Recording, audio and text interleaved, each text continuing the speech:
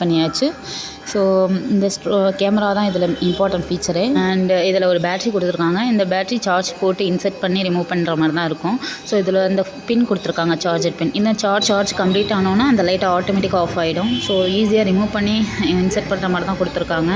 So அப்புறம் ஆக்சசரிஸில் extra 4 wings கொடுத்துருக்காங்க, 4 stand extra கொடுத்துருக்காங்க. அப்புறம் ஒரு பின் இருக்குது ஸ்க்ரூ போல்.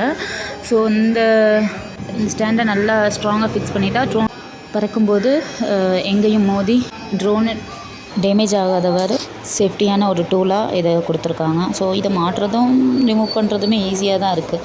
ஸோ அதில் ஒரு கிளிப்பு இருக்குது, அதில் ஜாயின் பண்ணி மாட்டுற மாதிரி தான் கொடுத்துருக்காங்க. ஸோ 4 சைடுமே சேம் மெத்தட் தான், ஆனால் ஈஸியாக தான் இருக்குது. ஸோ ட்ரோன் கேமரா பறக்கும் போதும் சேஃபாகிட்டு இருக்கிற மாதிரி தான் கிளிப்பும் இருக்குது. லாஸ்ட் ஒன் மாட்டும்போது மட்டும் கொஞ்சம் கஷ்டமாக இருந்த மாதிரி இருந்துச்சு. ஆனால் அதையுமே கொஞ்சம் ஈஸியாக மாட்டிட்டேன். கொஞ்சம்